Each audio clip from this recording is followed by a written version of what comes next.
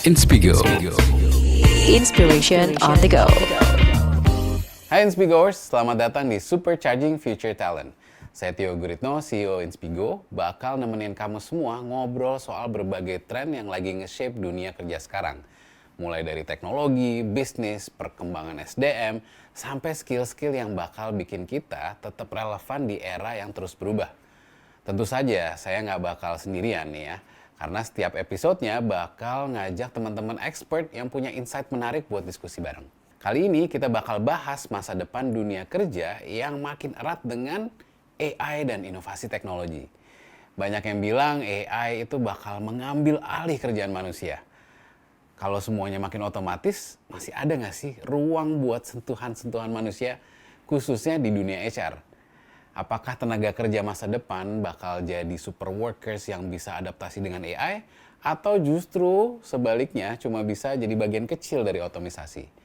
Dan yang nggak kalah penting, gimana caranya memastikan AI-driven learning itu bukan sekedar buzzword, tapi beneran bisa bantu upskilling tenaga kerja Indonesia. Nah, buat ngebahas semua ini, saya sudah kedatangan teman baik saya, Steven Yudianto, SEVP Human Capital Strategy BRI. Jadi secara keseluruhan nih, secara global, sekarang ada namanya fenomena job polarization. Dan ini semakin nyata dan beberapa dekade terakhir tuh pekerjaan yang keterampilan yang menengah justru banyak digantikan oleh teknologi gitu. Jadi kalau kita imagine ada piramid, yang atas itu bagian yang high skill, yang tengah itu banyak yang pekerjaan yang repetitif, yang di bawah itu banyak yang physical activity. Nah, physical activity itu belum sepenuhnya bisa digantikan gitu. Tapi yang repetitif ini banyak tergantikan oleh teknologi, especially sekarang dengan itu Gen sebenarnya AI. berarti ya itu sebenarnya ada penelitian tuh udah diramalin dari tahun 2003 tuh. Ya, ada penelitian dari MIT ketika waktu tahun 2003 itu ada 3 profesor dari MIT ketika mereka meneliti dampak dari superkomputer sebenarnya. Dampak dari Y2K gitu ya. Nah, di situ dikatakan 60% job gitu ya, mesti akan banyak digantikan oleh komputer atau superkomputer gitu. Nah, dari situlah sebenarnya cikal bakal future of work gitu. Nah, itu sangat nyambung tuh ya dengan yang Mas Tio mengatakan bahwa pekerjaan yang di tengah itu ya itu bakal tergantikan gitu, karena memang 60% job itulah yang di tengah itu sebenarnya gitu kan, tinggal yang di tengah itu.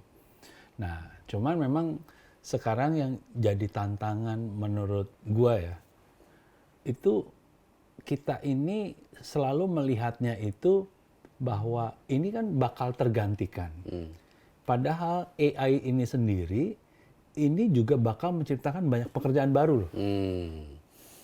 Jadi ada beberapa hal yang memang harus diantisipasi ya sama human capital. Tapi yang menurut gua paling kritikal gitu ya di human capital gitu ya. Jadi satu, HR itu harus dapat mengantisipasinya dengan cara melihat ya pekerjaan-pekerjaan mana yang memang bisa tereliminasi gitu ya. Artinya di sini strategic workforce planning itu menjadi penting. Ya.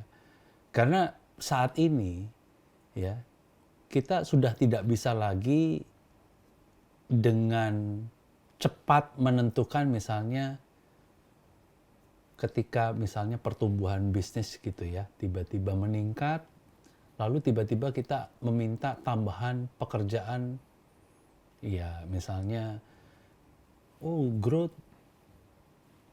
demand itu meningkat 10% gitu ya, lalu tiba-tiba kita minta tambahan karyawan 10%.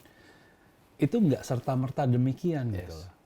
Karena belum tentu gitu ya, kita membutuhkan karyawan 3 tahun lagi itu jumlah yang sama gitu ya. Artinya build by borrow strategi yang seperti kita lakukan saat ini, itu mungkin tidak akan sustain 2-3 tahun lagi. Ya. Sebagai contoh gitu ya. Kami misalnya di bank gitu ya. Bank itu adalah salah satu atau financial services gitu ya. Financial services seperti kita tak ketahui itu adalah salah satu industri yang memang sangat terdampak dengan digitalisasi, gitu ya.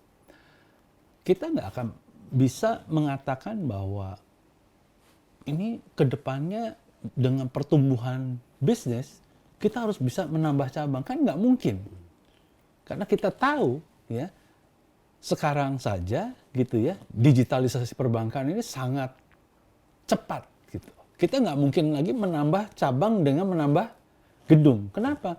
Karena pertumbuhan itu diikuti dengan pertumbuhan bisnis bank yang menggunakan namanya? Iya. Sehingga even di Bank BRI sekarang ya kita menggunakan pertambahan jumlah distribusi kita, bahkan menggunakan agen briling sekarang. Ya, justru yang kita tambah itu adalah agen briling di desa-desa, sehingga pertambahan jumlah agen briling itulah yang kita tambah. Ya, jadi kita sekarang udah punya 1 juta agen briling di desa dengan pertambahan menggunakan EDC justru. Nah itu kan perubahan yang sangat signifikan. Kalau dulu kita menambah jumlah gedung, sekarang kita menambah jumlah agen briling gitu. Nah ini kan perubahan yang memang menurut kami itu cukup signifikan gitu ya. Dulu nggak mungkin itu terjadi, kita harus nambah jumlah cabang. Sekarang sangat mudah sekali gitu ya, kita punya 1 juta agen briling. Kalau Mas Tio ke desa-desa itu, di desa itu tiba-tiba ada orang itu tiba-tiba buka kantor cabang BRI, padahal dia cuma buat 1 edisi gitu, ditaruh gitu di situ. Nah itu menurut saya satu perubahan fundamental shift yang sangat luar biasa gitu. Kan ada risknya juga ya menggunakan AI ini kan, itu tadi belum tentu akurat, mungkin harus di-train dulu segala macam. Jadi kan harus ada transisi juga menuju ke sini. Nah itu HR tuh menurut Pak Steven sekarang udah berpikir ke arah sana atau gimana? Atau harusnya seperti apa? Nah ini yang menjadi tantangan berikutnya gitu ya. Tadi kan pertama adalah strategic workforce planning, itu dalam konteks kapasitas ya. Yang kedua kapabilitas. Nah selain kita harus melihat kuantitas, ya, artinya kita melihat jumlah pekerja dan pekerjaan yang dieliminasi atau digantikan oleh AI. AI juga menciptakan pekerjaan-pekerjaan baru. Ya.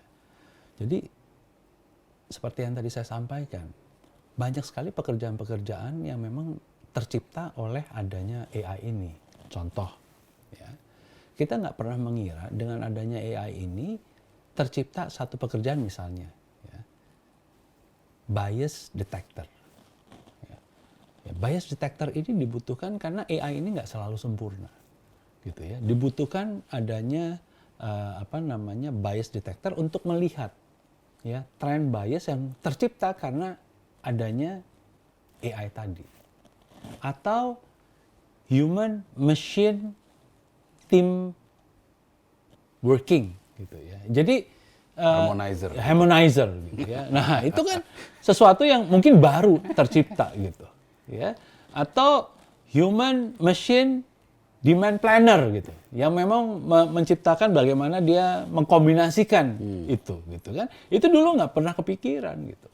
Nah itu kan tiba-tiba harus ada gitu ya. Jadi banyak sekali pekerjaan-pekerjaan baru yang tercipta karena ini gitu ya. Jadi menurut World Economic Forum itu akan tercipta ratusan pekerjaan baru justru karena AI ini. Yes. Ya. Nah tetapi kita undermine itu, kita even nggak pernah memiliki roadmap ya. As HR maksudnya. As an HR, ya, untuk meng-upskill ya teman-teman kita yang kehilangan pekerjaan karena AI ini untuk kita upskill. Oke, kalau kita balikin lagi ke HR, sebetulnya AI itu kan sangat banyak fungsinya di HR. Bisa bikin strategic planning, bisa melakukan hal-hal yang administratif, lama-lama pekerjaan di HR juga bisa banyak tergantikan ya. Orang nanti akan lebih percaya sama HR atau sama AI-nya HR gitu pasti, Pak. Nah ini sebenarnya aku senang Mas Tio nanya begini ya, karena menurut aku ini orang HR itu banyak yang seringkali denial. Ya, dalam konteks bahwa dia selalu denial mengatakan bahwa pekerjaannya itu nggak mungkin tergantikan oleh AI. Ya. Nah, ini $1 million questions ya, gitu, ya kan? Nah, jadi sekarang itu kan rekrutmen, gitu ya. Udah ada aplikasi banyak banget gitu ya. Anak gua kemarin dia ngelamar-ngelamar kerjaan pakai satu aplikasi lah gitu ya. Kebanyakan standar aplikasi, ada satu aplikasi yang AI based applications gitu ya. Dia even nggak ketemu dengan interviewernya. Ya, she does not have to meet the interviewer. It's only AI based applications. Sampai keterima kerja.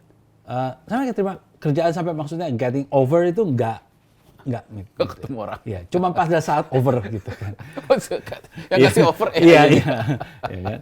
Jadi you can really imagine, and itu less than a week. Gitu kan. Less than a week gitu ya. Jadi maksud aku, bayangkan recruiters itu can be replaced by AI. Oke?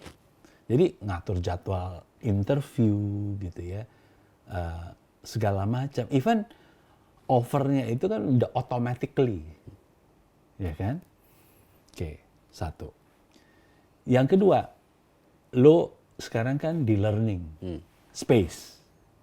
Even lo bisa membuat, ya kan?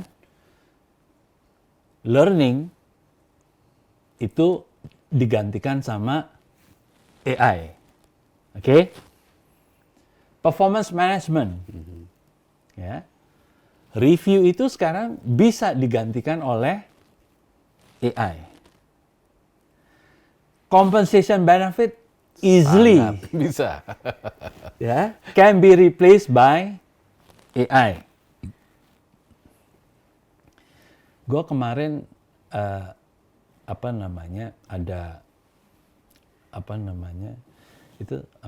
yang sering banget startup yang buat